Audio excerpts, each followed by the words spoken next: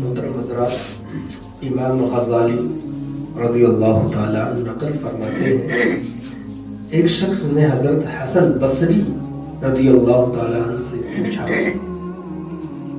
کہ ہم اللہ کی عبادت کرتے ہیں لیکن ہمیں لطف نہیں ملتا.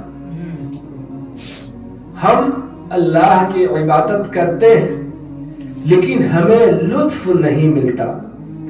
ہم عبادت کرتے ہیں لیکن میرا دل نہیں لگتا. حضرت حسن بصری رضی اللہ تعالیٰ عنہ فرماتے ہیں کہ آپ یہ بتاؤ تمہارا رہنا بیٹھنا اٹھنا کس کے ساتھ ہے؟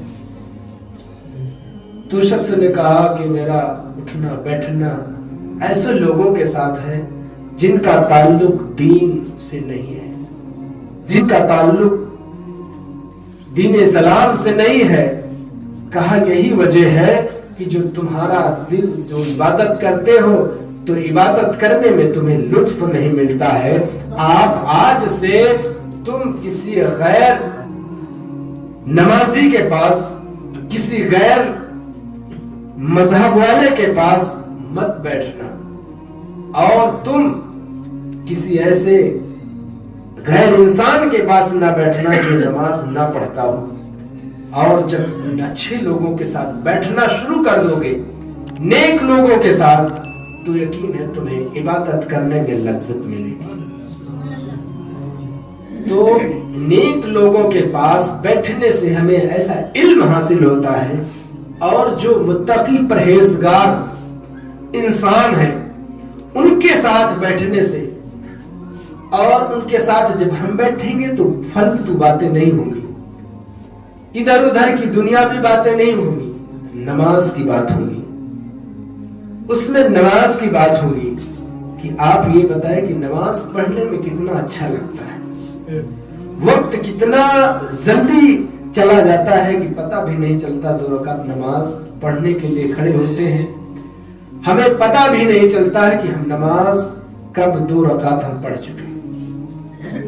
تو جب نیک لوگوں کی صحبت ہمارے ساتھ ہوگی تو ہمیں عبادت کرنے میں بھی لطف ملے گا، اور ہمیں آگے چلنے میں بھی آسانی ہوگی.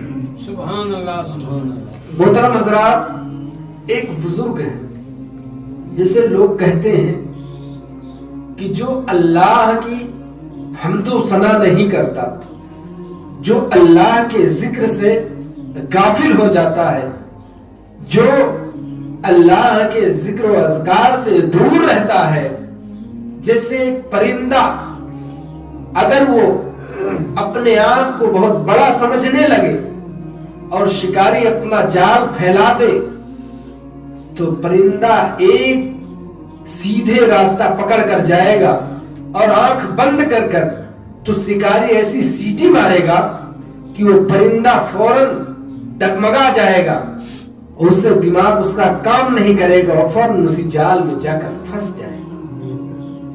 اور جب پھنسے گا تو پھنسے گا کیسے؟ جب اللہ کے ذکر سے غافل ہوگا. ایک بزرگ ہے، دریا کے پاس جاتے ہیں اور ان کی ایک چھوٹی سی بچی ہے، اسے بھی ساتھ لے کر جاتے ہیں، اور جب دریا میں پہنچتے ہیں تو وہاں مچھلیاں پکڑنا شروع کرتے ہیں.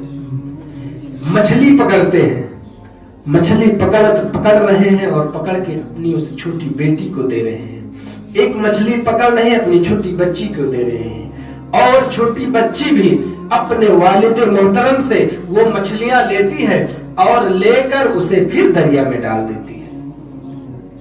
والد محترم بزرگ مچھلی پکڑ رہے ہیں اور پکڑنے کے بعد اپنی بیٹی کو دیتے ہیں. بیٹی ان مچھلیوں کو لیتی ہے اور لینے کے بعد پھر اسے دریا میں ڈال دیتی ہے. جب مچھلیوں کا پکڑنا سلسلہ بند ہوا، ختم ہوا، تو بزرگ اپنے بیٹی سے کہتے ہیں، بیٹی مچھلیاں کہاں ہیں؟ بیٹی نے کہا کہ ابا جان، آپ نے جو مچھلیاں مجھے دی تھی وہ مچھلیاں ہم نے دریا میں ڈال دی. کہا بیٹی بڑا غضب ہو گیا، آج پورے دن کی محنت کو تو خراب کر دیا، پورے دن کی محنت خراب ہو گئی، اب مچھلی کہاں ملے گی؟